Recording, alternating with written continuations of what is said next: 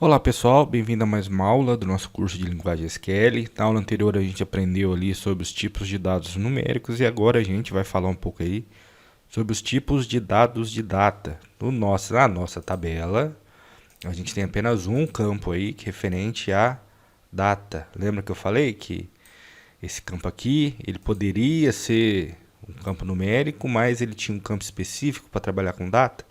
Então, o nosso sistema gerenciador de banco de dados, no caso o MySQL, tem um tipo específico de dados, um tipo de dado específico, melhor dizendo, para trabalhar com data. Então, na nossa tabela aqui, a gente selecionou o tipo date. Então, vamos estudar aqui o tipo date nesse momento. O que é o tipo date? Então, vamos lá. O formato 4As MMDD. Então, o que significa? Que ele trata primeiro o ano, com 4 dígitos. Em segundo lugar, ele trata o mês. Em terceiro lugar, ele trata o dia. Então, se a gente for mencionar uma data aqui, vamos fazer um exemplo aqui.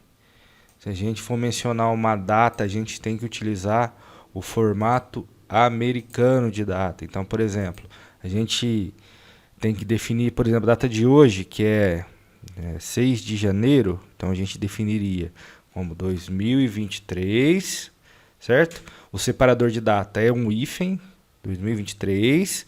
Qual que é o mês? A gente está no mês de janeiro e o dia é o dia 6.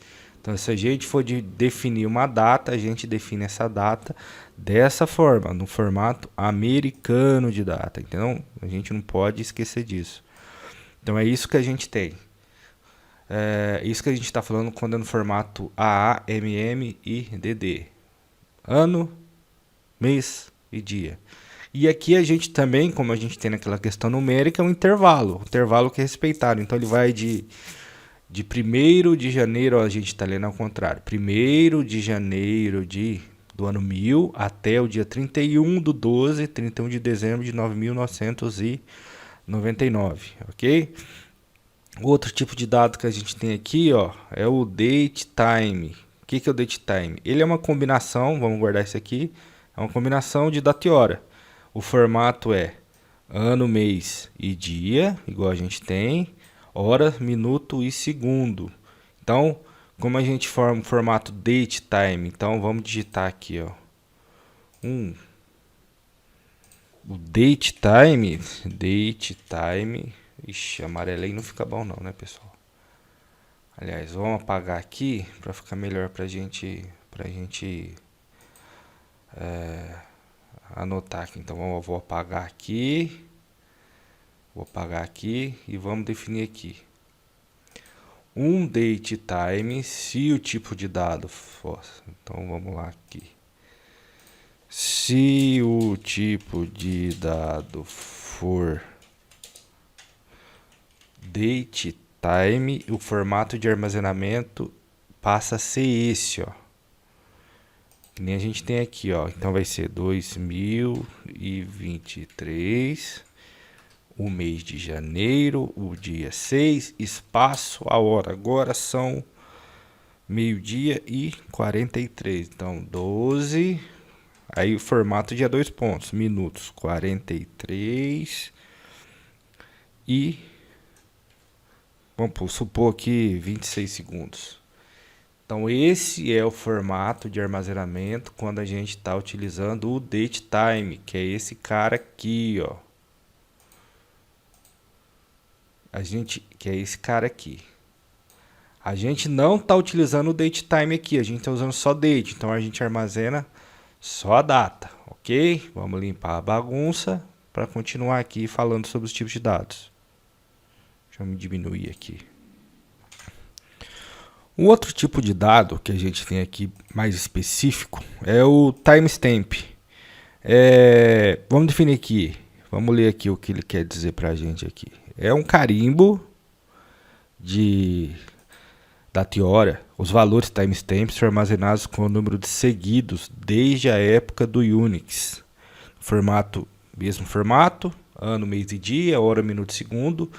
A diferença aqui, pessoal, do timestamp é o intervalo suportado, que vai de 1º de janeiro de 1970 até 9 de janeiro de 2038. Pessoal, qual que é a diferença do timestamp para os demais tipos de dados aqui, além do intervalo de armazenamento? É aqui, ó, UTC. Quando a gente precisa de um tipo de dado, de data e hora, para trabalhar com fuso horário, a gente utiliza o timestamp, que ele é um tipo específico de dados aí para trabalhar com fuso horário. Então, por isso que ele tem esse intervalo de armazenamento menor aqui. A inicialização automática e a atualização para uma data e hora atuais podem ser especificados usando o default current date stamp ou o update aqui current timestamp. Quando a gente utiliza esse current date stamp aqui, a gente, para tipo de dados default a gente vai ver mais à frente com as opções de colunas aí.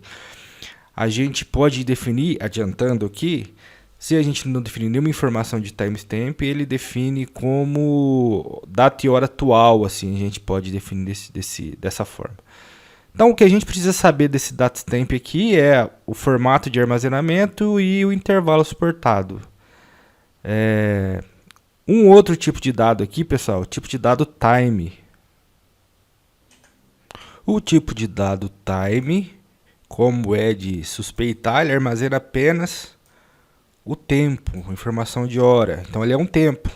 É um formato de hora, minuto, segundo. O intervalo suportado é de menos 838 mil horas aqui até 838 horas positivas. Então, a gente tem a questão de sinal aqui, ó, negativo e positivo. Pessoal, uma confusão bastante interessante que a gente faz aqui é que a gente pode imaginar esse valor aqui como o horário de 24 horas que a gente tem, né?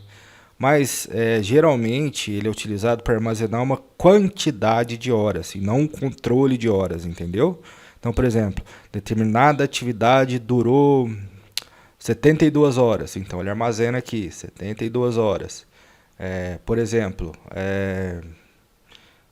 uma ordem de serviço, a pessoa começou a trabalhar numa ordem de serviço em determinada hora e terminou, então ele faz esse cálculo dessa hora utilizada e armazena aqui. Por isso que a gente até estranha quando tem aqui, 838 horas não existe.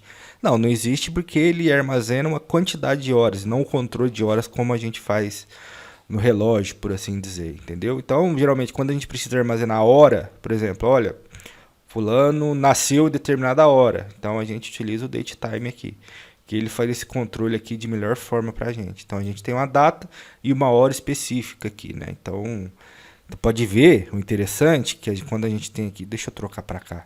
Interessante que a gente tem aqui, ó, que ele faz o controle. Vamos definir mostrar o intervalo aqui. Vamos olhar só na questão da data e hora aqui. O intervalo que ele faz é das meia-noite, digamos assim, né, da 0 hora até as 23h59. Então, se a gente precisar armazenar a questão de horário e não horas, a gente pode utilizar o datetime para isso. A função ano aqui, que a gente pode armazenar o ano, mas se a gente for parar para pensar, a gente pode armazenar tanto no date quanto no datetime, que é a informação de ano, e a gente pode pesquisar a informação, decompor, né? Tirar a informação do ano de uma data aí. Então eu não sei se cabe aí o formato de armazenar apenas um ano aí. Para isso a gente tem formas de fazer isso mais interessantes na hora de armazenar um ano. Então esses aqui são os tipos de informação de data. Tipo de dados, melhor dizendo, né? O tipo de dados, date aí. Então quando a gente precisar armazenar alguma questão de armazenamento, a gente pode pensar nesses tipos de dados aí para armazenar datas. E essa planilha, pessoal, eu vou deixar com vocês de onde eu tirei essas informações de tipos de dados aqui. Caso o pessoal quiser consultar, vai estar junto também na área de download lá. Então, aguardo vocês na nossa próxima aula. Até mais.